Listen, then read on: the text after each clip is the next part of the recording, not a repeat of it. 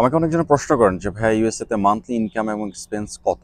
আসলে ইউএসএ তে monthly income এবং এক্সপেন্স এটা আপনার স্টেট অনুযায়ী ডিপেন্ড করবে, এটা স্টেট টু স্টেট অনুযায়ী ভ্যারি করে। কিন্তু তো আমি থাকি এলাবামা স্টেটে, আমি শুরুটা আমার এলাবামা স্টেট দিয়ে বলি যাতে আপনাদের বুঝতে সুবিধা হয়। আমি স্টেপ বাই স্টেপ আলোচনা করব। আমি যেখানে থাকি এখানে আমাদের বাসা ভাড়া যদিও আমরা শেয়ার করে থাকি, আমরা 4 জন থাকি, কোথাও কোথাও 3 জন থাকে। তো আপনি ধরে রাখতে পারেন যে 3 থেকে 4 জন থাকলে আপনার বাসা ভাড়া পড়বে $180 থেকে $90 মতো। আপনার ইলেকট্রিসিটি বিল আসবে পার পারসন $20 মতো। তারপরে আরো অন্যান্য যে বিল অ্যাপ্রক্সিমেটলি আপনি ধরতে পারেন যে আপনার $200 মধ্যে আপনার বাসা ভাড়াটা সেরে যাবে। এবার আসে খাবার খরচ। এখন খাবার খরচ ভাই এক একজন এক এক রকম খায়, সেটাও পার্সেন্ট টু পার্সেন্ট ভ্যারি করে। তবে আমি যদি অন অ্যান এভারেজ ধরি, আপনি $100 মধ্যে আপনার হয়ে যাবে মোটামুটি, যদি মিড রেঞ্জে চলে। আর এখানে আপনি যদি একদম খুবই একটা হাই ভাবেও চলতে চান, আপনার $100 থেকে $150 মধ্যে আপনার খাবার দাবার খরচটা আমার হয়ে যাবে। তো এই গেল 350 বা অথবা 300। এখন আরো অন্যান্য কিছু কস্ট আছে, যেমন আপনার যদি গাড়ি থাকে সেক্ষেত্রে ইন্স্যুরেন্স খরচ আছে,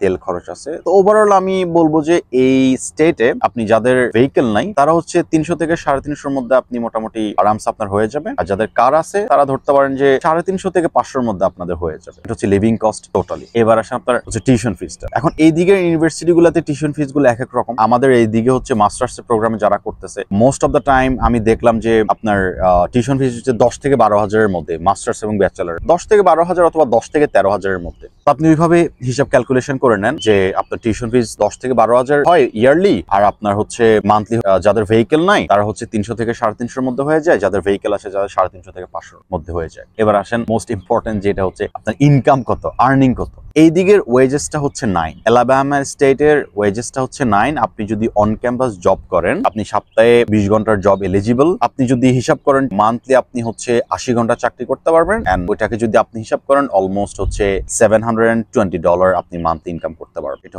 অন ক্যাম্পাস জব করে। এই দিকের ওয়েজেসটা ওইরকম হাই না। আমি যতটুকু জানি যে খুব বেশি হইলে আপনার 10 পর্যন্ত ওকে, কিন্তু 9 ইজ ফিক্সড। এবার আমি কম্পেয়ার করবো আপনাকে ধরেন নিউ ইয়র্কের সাথে। আমি যদিও নিউ ইয়র্ক কখনো যাওয়া হয়নি, আমার এখানে যেসব ফ্রেন্ডরা আছে বা যেসব ভাই বন্ধুরা আছে ওদের থেকে আমি যতটুকু জানতে পারছি, ওইখানে আপনার শুধু বাসা ভাড়া যাবে $500 থেকে $700 শেয়ার করে থাকলে।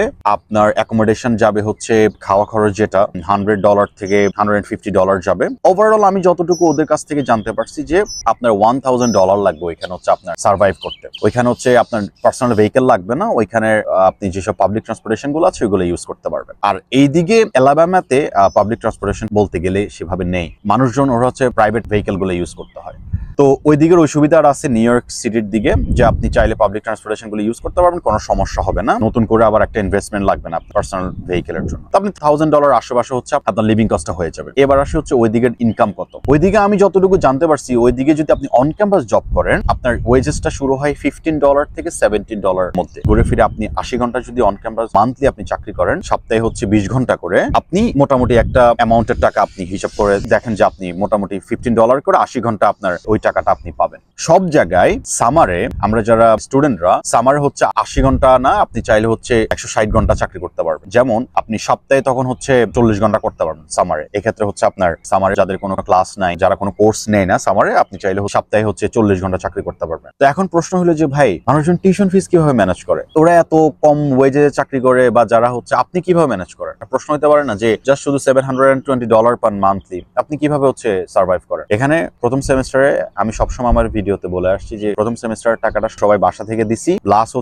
এখানে অন ক্যাম্পাস জব করে যতটুকু দেয়া যায় দেই, তারপরে বাকিগুলা যেগুলা থাকে এগুলা আপনার সামারের জন্য ওয়েট করে মানুষজন। সামারে ওই যে আপনার 40 ঘন্টা সপ্তাহে কাজ করে জমায়ে তারপরে টাকাগুলো টিউশন ফিস দেওয়া লাগে। এই বিষয়। তো যারা দেশে বাইরে আসার জন্য ওইরকম চিন্তা ভাবনা করতেছেন, সেটা যে কোনো দেশে হোক, নট অনলি ইউএসএ, আমি বলবো যে আপনি এসব জিনিসগুলা ক্যালকুলেশন গুলো বাসায় নিজে নিজে করেন, আপনার ফ্যামিলিকে জানান। আপনার ফ্যামিলি একমাত্রই আপনার স্পন্সর। আপনি ওনাদেরকে ব্যাপারগুলি খুবই ক্লিয়ার করে বলা উচিত আমার কাছে মনে হয়। কারণ আমিও সেভাবে বলে আসছি আমার ফ্যামিলিকে যে দেখেন আমার এরকম পর্যন্ত আর্নিং আমি করতে পারবো, তারপর আমি এরকম আমার টিউশন ফিস লাগবে। আর এখানে মানুষজন আরেকটা ওয়ে অ্যাপ্লাই করে, সেটা টোটালি ইলিগাল। এটা আপনি অফ ক্যাম্পাসে জব করতে পারেন, টোটালি ইলিগাল একটা বিষয়। স্টুডেন্টরা মূলত অফ ক্যাম্পাস জবের জন্য অ্যালাউ না। আপনি বুঝতেই তো পারতেছেন এখন সিচুয়েশন, সকল কিছু মিলায় অবশ্যই আপনাদের কাছে বহির্বিশ্বের খবর আছে, সকল কিছু মিলে আপনারা জানেন সিচুয়েশনটা কত এখন হার্ড।